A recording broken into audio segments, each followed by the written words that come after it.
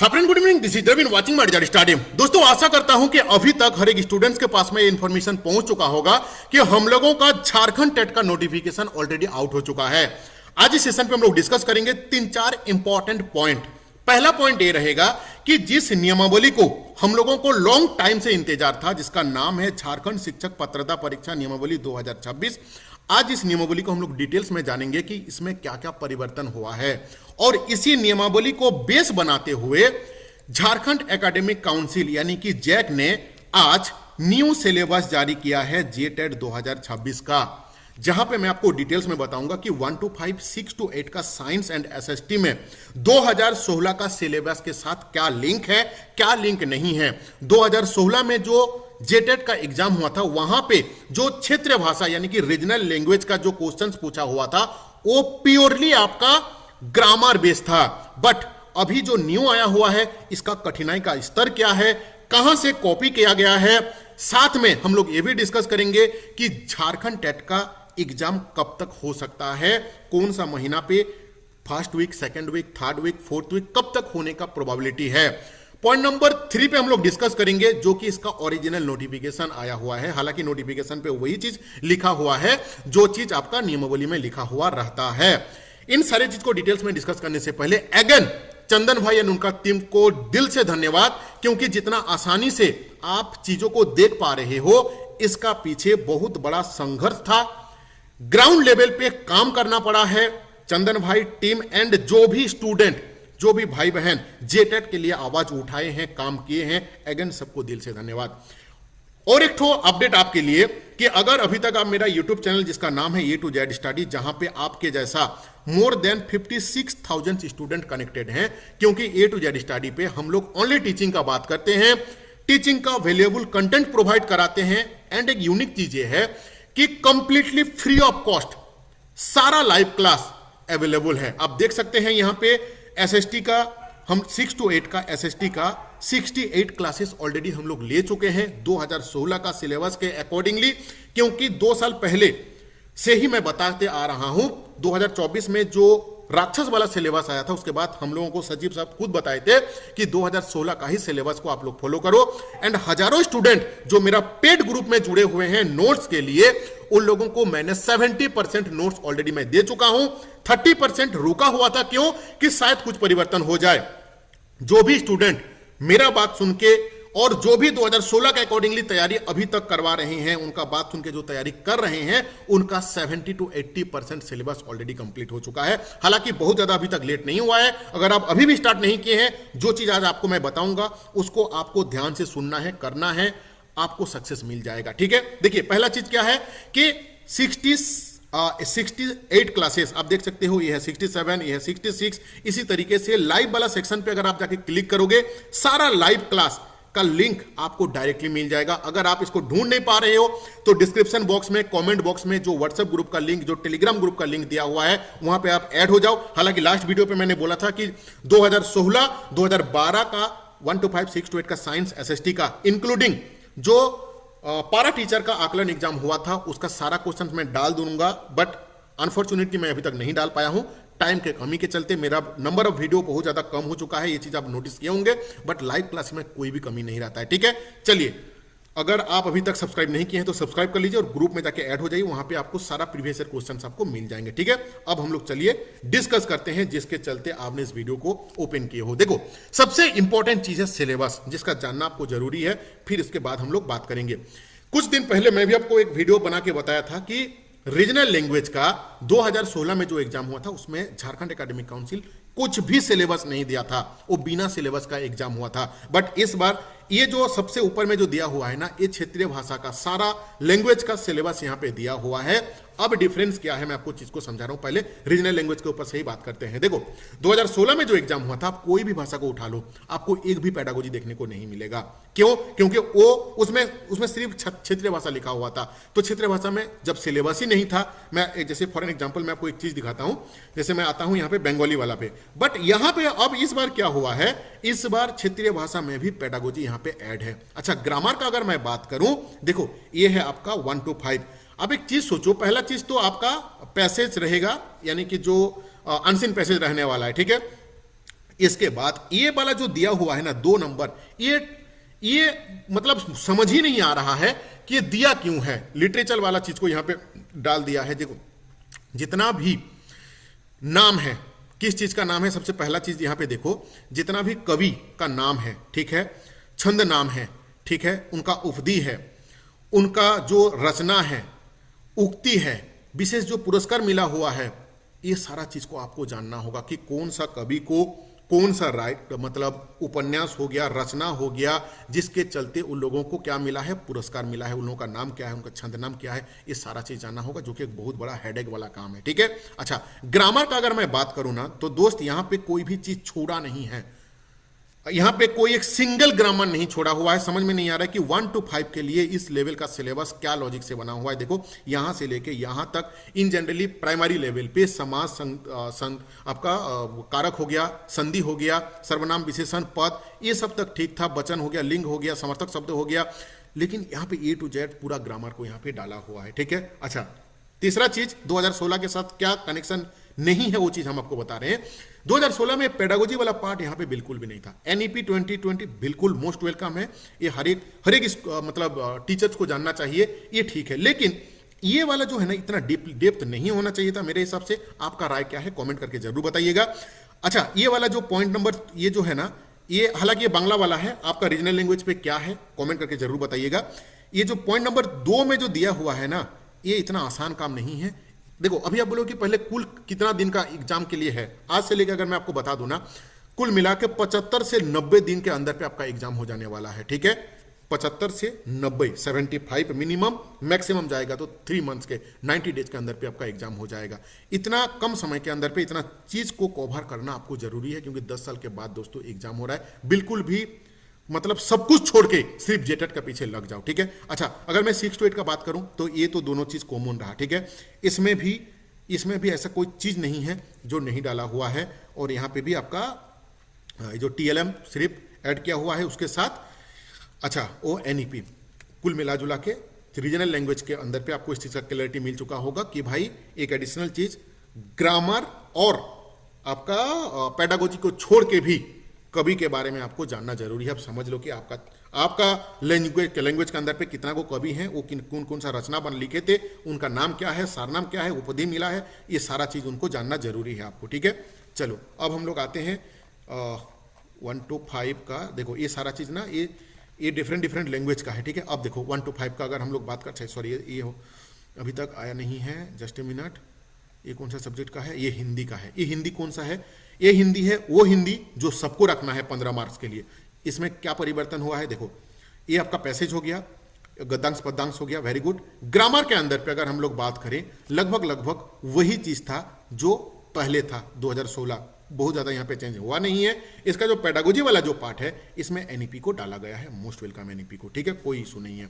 अच्छा अगर हम लोग बात करें 6 to 8 का, 2016 में भी यही चीज था, अभी भी वही है, NEP को डाला गया है, नो इशू। ठीक है, अच्छा इंग्लिश ग्रामर समझ में नहीं आ रहा है कि क्या सोच के 18 को डाला हुआ है। NEP को अगर हम लोग छोड़ देना दोस्तों 1 से लेकर 17 नंबर तक, मतलब ऐसा कोई ग्रामर का पोर्शन नहीं छोड़ा है, सारा चीज यहाँ पे डाल दिया है। ठीक है, अच्छा ये हो गया आपका पेडागोजी वाला पार्ट, ये हो गया आपका अनसीन वाला पार्ट। यानी कि सोचो 15 नंबर क्वेश्चंस पूछेगा और टॉपिक कितना गो है, ऊपर में है 1, यहाँ पे 8 1 9 और इधर हो गया आपका 18, मतलब समझ लो 25 गो टॉपिक है। क्वेश्चंस कितना आएगा इंग्लिश से ना 15 गो, यानी कि 25 गो टॉपिक है, क्वेश्चंस आएगा 15 गो, मतलब 10 गो एक टॉपिक से एक क्वेश्चन पे अगर उठा लेगा तो 10 गो टॉपिक उसको ऐसे ही आउट करना होगा। ठीक है, चलो अच्छा इसमें से भी हम लोग डिस्कस करेंगे कि इसमें से कौन सा इंपॉर्टेंट ज्यादा है जिसको आपको फोकस करना चाहिए।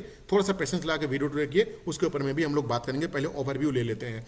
6 to 8 का भी वही सीन है, अनसीन पैसेज रहेगा, ये आपका पेडागोजी वाला पार्ट रहेगा, ये ग्रामर वाला पार्ट रहेगा। देखो 1 to 5 से ये 15 गो क्या है, वहां पे 18 गो 19 गो था। ठीक है, अच्छा अब आते हैं हम लोग 1 to 5 का मेन सब्जेक्ट के ऊपर में।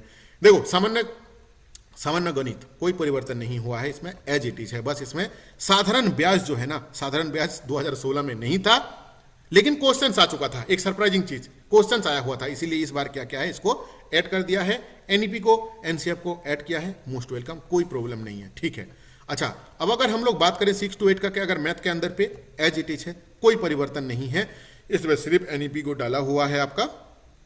ठीक है, कोई इशू नहीं है। अच्छा अब हम लोग आते हैं देखो विज्ञान का।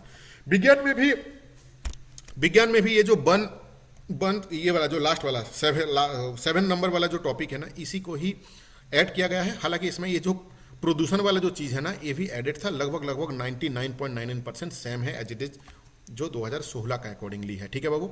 अच्छा, अब आता है पेडागोजी का बात। बस वहीं पे सीसीई वाला जो ऐड हुआ है और इसमें कोई भी परिवर्तन नहीं है, सब एज इट इज है। ठीक है। इतिहास, ये जो एसएसटी वाला पार्ट में जो भूगोल का जो चीज़ है, इसमें कुछ चीज़ जो है वो एडेड हुआ है जो कि नहीं था। भारत की स्थिति एवं आकार ये वाला नहीं था। झारखंड राज्य स्थिति एवं आकार ये वाला नहीं था। ठीक है। हमारा देश भारत ये वाला भी नहीं था। हमारा राज्य झारखंड। बस ये 3-4 गो टॉपिक ऐड हुआ है। ठीक है। एज इट इज था। इतिहास में एज इट इज जो पहले था 2016 का अकॉर्डिंगली। ठीक है। ये था आपका पॉलिटी वाला भी एज इट इज है। इसमें भी कोई ऐसा खास परिवर्तन नहीं हुआ है। देखो चीज क्या है ना कि होने वाला है 10 साल के बाद। इसके बाद नेक्स्ट जो होगा वो फिर से हो सकता है कि 10 साल के बाद हो, इसीलिए आपको बिल्कुल भी रिस्क नहीं लेना है। इसका जो कठिनाई का स्तर है उसको ध्यान पे रखते हुए आपको तैयारी में लग जाना है। जेसीईआरटी एनसीईआरटी दोनों को आपको पढ़ना है। क्वेश्चन आपका वहीं से आएगा। जो 6 to 8 के हैं उनका कठिनाई का जो स्तर है ये 12th है। इसीलिए सीटेट के जैसा सिर्फ मतलब 9-10 तक आपको पढ़ना सही नहीं रहेगा। तैयारी का अगर हम बात करें, खुद से जो भी स्टूडेंट तैयारी कर रहे हो उससे बेहतरीन चीज कुछ भी नहीं हो सकता है। लेकिन ऐसा कोई स्टूडेंट है जिनको सपोर्ट चाहिए, हजारों स्टूडेंट मेरे साथ मिलकर तैयारी कर रहे हैं। पहला चीज, सारा live class completely free. Live class हम लोगों के पास में कोई भी पेड लाइव क्लास नहीं रहता है।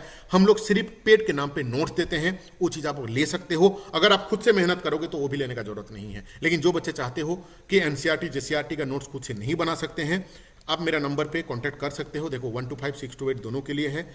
ये मेरा व्हाट्सअप नंबर सब लिख लो, 8145355243 8145355243। देखो नोट एनसीईआरटी एंड जेसीईआरटी लिखना भूल गया हूं मैं। एनसीईआरटी एंड जेसीईआरटी दोनों को मिक्स करके बेस बनाते हुए नोट्स हम लोग बनाए हैं। 1 to 5 का नोट्स का फी है ओनली 200 रुपया। ठीक है।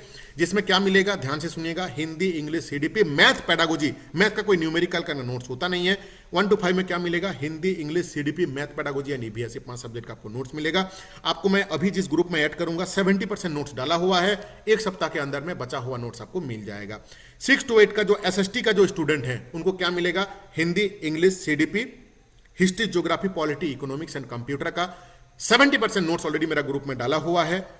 30% नोट्स बचा हुआ है। एक सप्ताह के अंदर मेरा कोशिश रहेगा कि आप लोगों को नोट्स मिल जाए। साइंस को क्या साइंस का जो 6 to 8 में है, Hindi, English, CDP, math, pedagogy and physics, chemistry, biology के अंदर पे जो कंटेंट दिया हुआ है उसका एंड कंप्यूटर 60% नोट्स डाला हुआ है। जैसे हम आपको ग्रुप में ऐड करेंगे वैसे ही 60% नोट्स आपको मिल जाएगा। बचा हुआ नोट्स आपको कुछ ही दिन के अंदर में, सप्ताह 10 दिन के अंदर पे आपको मिल जाएगा। फॉर्म फिलअप स्टार्ट होने से पहले सारे बच्चे को कंप्लीट नोट्स मिल जाएगा। फी इससे मिनिमम फी और पूरा झारखंड में आपको कहीं नहीं मिलेगा। ठीक है। नोट्स का मैं थोड़ा सा डेमो दिखा दूं आपको। देखो जैसे फॉर एन एग्जांपल ये है आपका चैप्टर 5 का, इतिहास का चैप्टर 5 का ये टॉपिक है। आपको नोट्स कैसे मिलेगा ये आपको जानना जरूरी है। देखो deeply explanation notes based on NCERT, आपका कंसेप्ट को क्लियर कराने के लिए डिटेल्स में एनसीईआरटी को समराइज करते हुए यहां पे लिखा हुआ है। ठीक है। आप देख सकते हो इसी तरीके से आपका कंसेप्ट को क्लियर किया जाएगा। पहले आपको नोट्स मिलेगा, नोट्स को पढ़ोगे आप, आपका कंसेप्ट क्लियर होगा। जब तक कंसेप्ट क्लियर नहीं होगा तब तक आप कोई भी एमसीक्यू को नहीं कर पाओगे। एमसीक्यू रटने वाला चीज नहीं है, अंडरस्टैंडिंग वाला चीज है।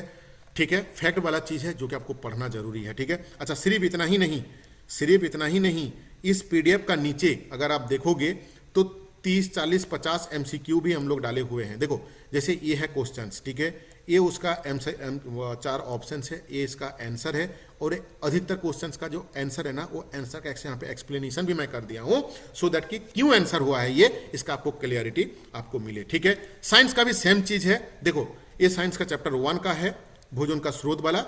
इसमें आपको एक्सप्लेनेशन नोट्स मिलेगा। ठीक है। और साथ में एक्सप्लेनेशन नोट्स के साथ ध्यान दीजिएगा, ये नोट्स है। ठीक है। मैं आप सारा चीज नहीं दिखा रहा हूं। देखो ये जो है ना ये नोट्स है। नोट्स के नीचे क्या है, लास्ट में यहाँ पे आपका पीवाई मतलब ये है एमसीक्यू क्वेश्चंस है। क्वेश्चंस, इसका आंसर, 4 ऑप्शंस, आंसर का एक्सप्लेनेशन। ठीक है। अगर आपको लेना है तो इस नंबर पे मुझे व्हाट्सअप कर लेना। देखो कुल मिला के आपके पास में अगर हम बात करें ना तो आज से 2.5 से 3 महीना, मैक्सिमम 3 महीना, मिनिमम 2.5 महीना आपके पास में टाइम है। सबसे पहले टॉपिक बाय टॉपिक। देखो यूट्यूब एक ऐसा प्लेटफॉर्म है ना, टॉपिक का नाम डालोगे, सर्च करोगे, एक वीडियो नहीं, 1000 वीडियो नहीं, 1 लाख से भी ज्यादा वीडियो आपको मिल जाएगा। वीडियो देखो, कंसेप्ट क्लियर करो, नोट्स पढ़ो और पीवाईक्यू को आपको लगाना जरूरी है। सी टेट में जितना भी डिफरेंट स्टेट का जो टेट हुआ है, 6 to 8 अगर आप हो तो 6 to 8 का, 1 to 5 का अगर आप हो 1 to 5 का जो पीवाईक्यू आया हुआ है, इंक्लूडिंग सी टेट एंड आपका डिफरेंट स्टेट लेवल का जो टेट है उसका पीवाईक्यू आप जरूर सॉल्व करते रहो। एसएसटी वाला पार्ट नहीं, क्यों? क्योंकि सीटेट के साथ ना एसएसटी वाला पार्ट का बहुत ज्यादा मैच नहीं है। हालांकि सीटेट का और डिफरेंट जो स्टेट टेट का जो सीडीबी वाला पार्ट हो गया, पेडागोजी वाला पार्ट हो गया, हिंदी हो गया, इंग्लिश हो गया, ये सारा आपका कॉमन रहता है। ठीक है, अच्छा अब हम लोग यहाँ पे थोड़ा सा देख लेते हैं। देखो नियमावली में क्या परिवर्तन हुआ है। अगर नियमावली का अगर हम लोग परिवर्तन बोले ना तो 2024 में जो नियमावली आया हुआ था, उस नियमावली का प्रॉब्लम क्या था कि उसमें लिखा हुआ था कि जो कठिनाई का स्तर है 6 to 8 का वो आपका ग्रेजुएट लेवल एंड 1 to 5 का 1 to 5 लेवल वही रिमूव हुआ है। उसी को रिमूव करने के लिए 1.5 साल का समय लगता है। हमारा जो विभागीय स्तर पे जो काम करते हैं, जो हमारा मैनेजमेंट है, 1.5 साल लगता है सिर्फ वही चीज को रिमूव करने के लिए। ठीक है, अच्छा तो यही है इंटरमीडिएट। और अगर आपका डीएलएड है 1 to 5 एंड 6 to 8 आप बोथ अप्लाई कर पाओगे। अगर आप बीएड हो तो ओनली आप 6 to 8 के लिए अप्लाई कर पाओगे। इसका कुल मिला जुला के उतना ही लिखा हुआ है। अच्छा 21 साल मिनिमम एज है, मैक्सिमम एज 10 साल का छूट दिया हुआ है। आप अगर जनरल हो, एसटीएससी हो, वटेवर हो, आपका एज के अकॉर्डिंगली आप यहाँ पे देख लीजिएगा। आपका एज के अकॉर्डिंगली अगर मैं यहाँ पे तो आपको वो भी दिखा देता हूँ। देखो 1 to 5 के लिए 2 घंटा 30 मिनट का रहेगा, आपका 6 to 8 के लिए 2 घंटा 30 मिनट का रहेगा। जो हैंडीकैप हैं उनको 30 मिनट का एक्स्ट्रा मिलेगा। ठीक है, देखो passing mark general and EWS का दोनों का मिला के 60% आपको लाना है। ईडब्ल्यूएस के लिए कोई छूट नहीं है, बाकी एच पर रिजर्वेशन छूट यहाँ पे दिया हुआ है।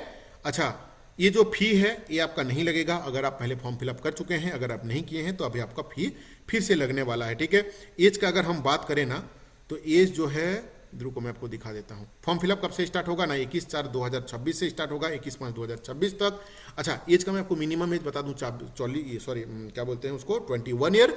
अपर एज जो सीन है वो क्या है ना, अगर आप ST SC OBC हैं उसके अकॉर्डिंगली जो देता है उसमें आप 9 साल का ऐड करवा दीजिए। अगर आप जनरल है, जैसे 40 साल मिलता है जनरल के लिए, तो 40 है 9 साल का, यानी कि 49 तक आप ये कर सकते हो। ठीक है, कुल मिला के 20 सीरियस हो जाइए, किस चीज़ का तैयारी कर रहे हो कमेंट करके जरूर बताइएगा। और ग्रुप में ऐड हो जाइए, वहाँ पे PYQ आपको मिल जाएंगे। सारा लाइव क्लास का जो वीडियोज है वो आपको मिल जाएगा। Thank you to watching this video.